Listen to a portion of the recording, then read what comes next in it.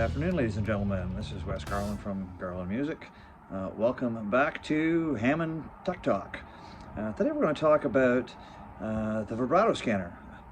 What is it and how does it work?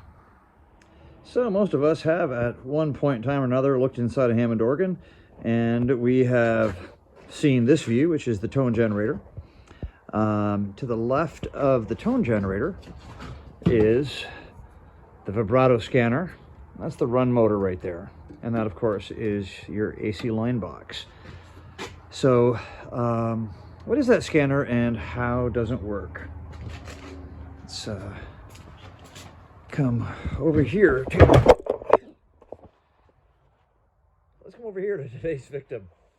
So this particular scanner has the cover off it, and this will allow me to show you what's going on a little bit better.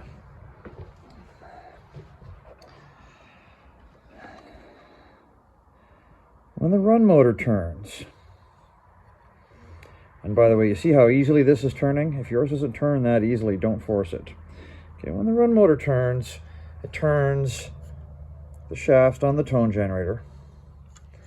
And on that back side of the run motor, there's another shaft, and it turns that little rotor.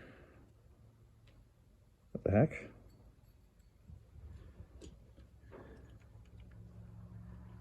Oh no. Oh. Okay, this is kind of funny. There's a wire in here that was preventing this rotor from turning. That's actually an important feature because there's a phenolic clutch in there, so that if this piece of the scanner does get hooked up on something or stuck with old oil, it will stand still, and the rest of the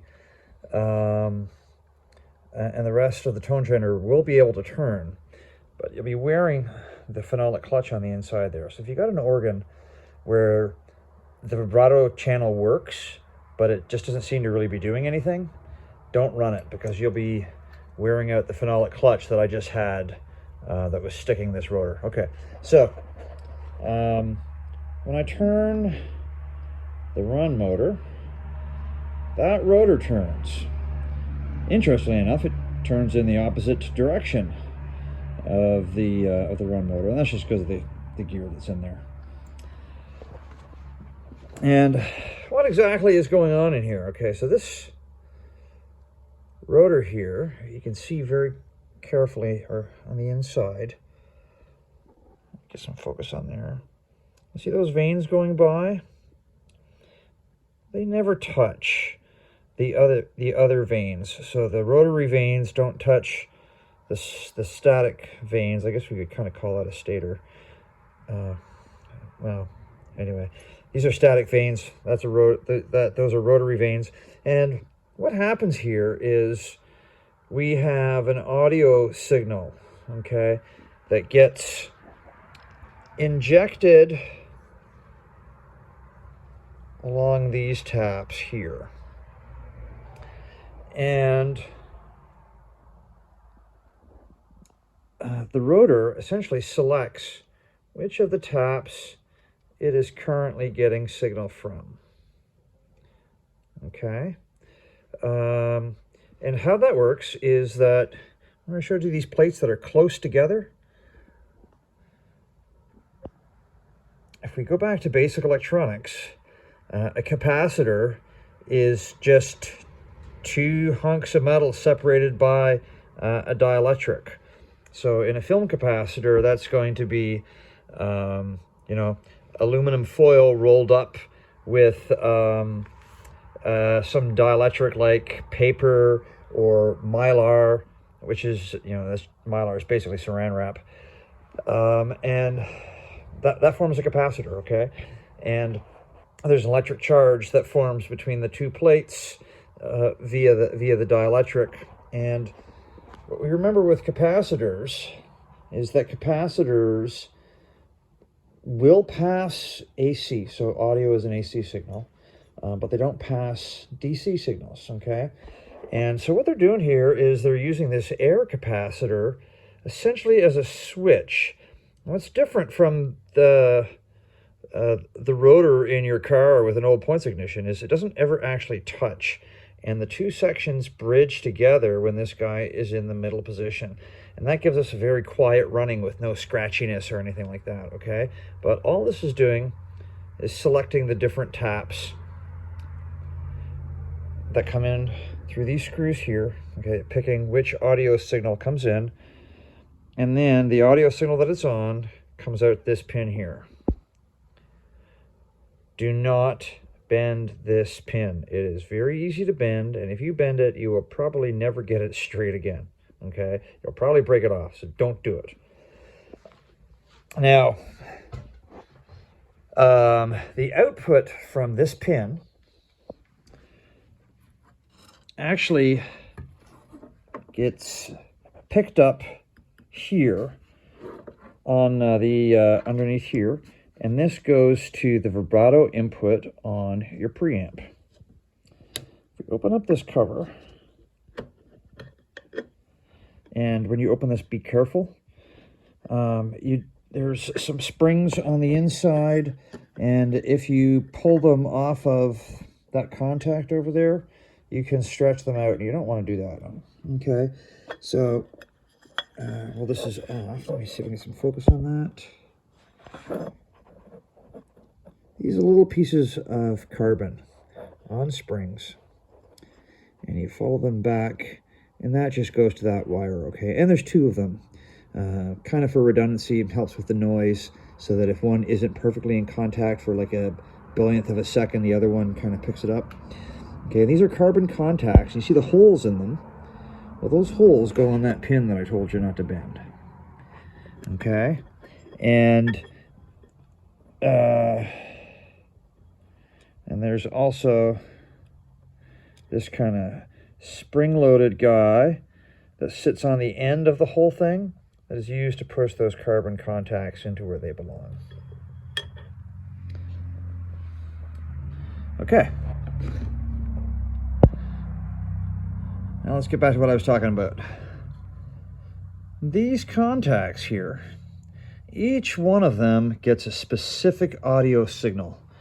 And that audio signal comes eventually from the tone generator, but the tone generator signal will have gone through the vibrato delay line.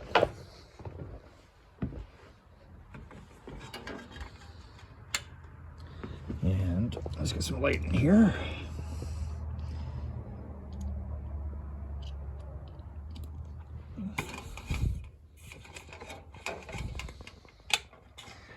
Okay, so that is the vibrato delay line. And it's basically a series of capacitors and inductors. The inductors are behind here. You can't see them, but they're there. Every Hammond, as of the BV series, has some kind of delay line. Some of them, they're big wooden boxes up here. Some of them, the nice open frame ones. This is a mid 68 build, so it's an open frame with cardboard around it. They don't normally have this red and blue marking on them.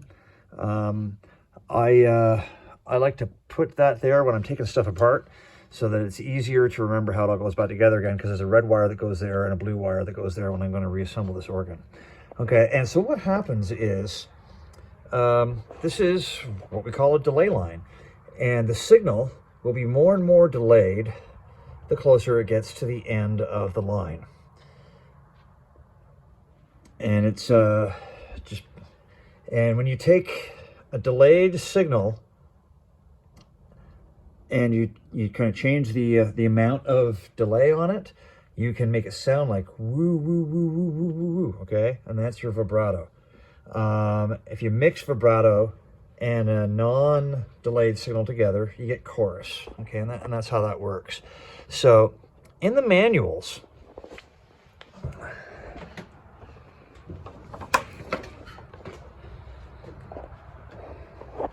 there's a switch here, and hopefully I have time to edit this video so I can show you the inside of one of these switches.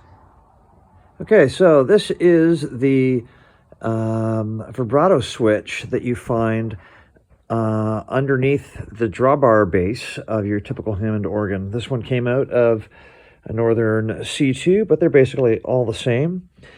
The knob that sticks out of the organ, she connects right to here. So that is that knob right there. And the switch assembly is actually underneath this black metal plate.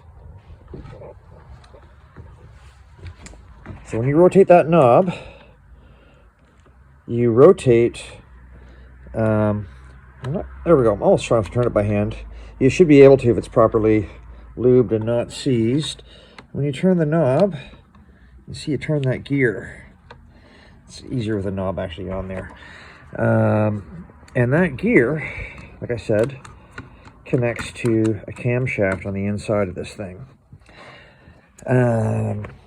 Now here is the wire coming out of that assembly, and both ends of the wire go to important places. So the outputs to the scanner are here, and the inputs from the delay line are there.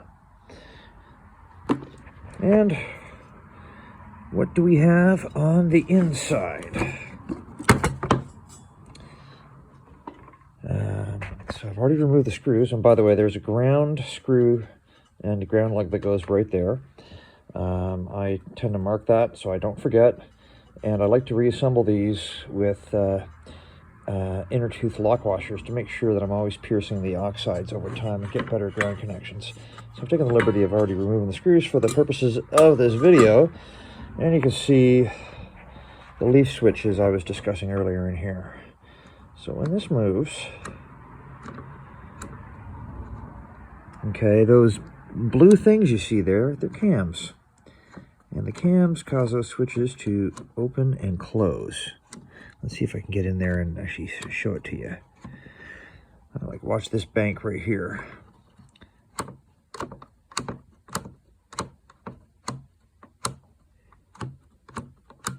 See, they're closed now, and now they're open.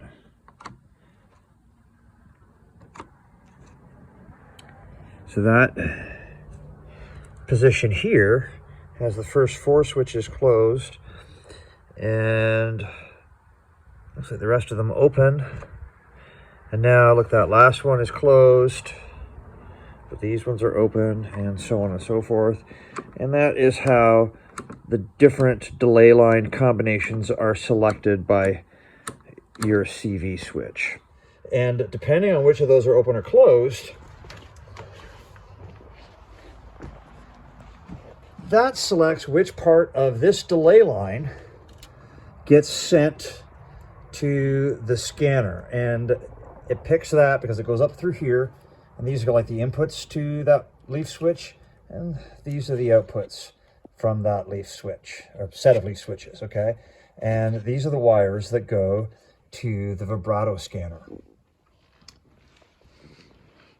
To wit, these wires here, okay? And then each of these wires is connected to a couple of terminals here, and depending which ones are selected, that selects the exact character or the depth of the sound, remembering that the further over this way you go, the deeper it is. And remember that we've got like a circle, and this is a line, but if you go around a half circle this way, and then you double up the wiring, and then you just keep going around the circle for the same ones backwards, you get this effect here, okay? So even though we've turned around this many switch contacts, we go here, and then we turn around this many contacts, we go here. So as it turns around, we get the effect of selecting from here to here to here to here to here to here to here to here and back again, okay? And that's why they call it a scanner. So then these go together, okay? And you'll see that there's more of these than there are wires, and that's why. As this guy goes around, he's selecting which point on the delay line we're selecting. This output goes to those carbon contacts I showed you under the cover, and that is what goes into the Vibrato input of your preamp, normally the AO28, but you'll find the same input on the V-Series amps, the AO29, the AO10, and so on and so forth. A couple of quick things to talk about the failure mode on this guy. The most common problem with the vibrato scanner in a Hammond organ is whisker growth. Now, I know a bunch of you are going to start shouting dendrites. You're wrong. Dendrites are parallel with the surface of the metal, and they're shaped like ferns, and they require a little bit of moisture and electric field to grow. Whiskers grow out of electroplated metal, so all the metal in your Hammond is zinc plated, and they grow out, just like the name suggests, perpendicular to the surface, and they really are just little whiskers of metal, okay? And what happens is a whisker can reach from this part of the vibrato scanner case to one of these. And when that happens, it creates a short circuit. Remember, these are capacitors, and we're shorting across the capacitor. And so we get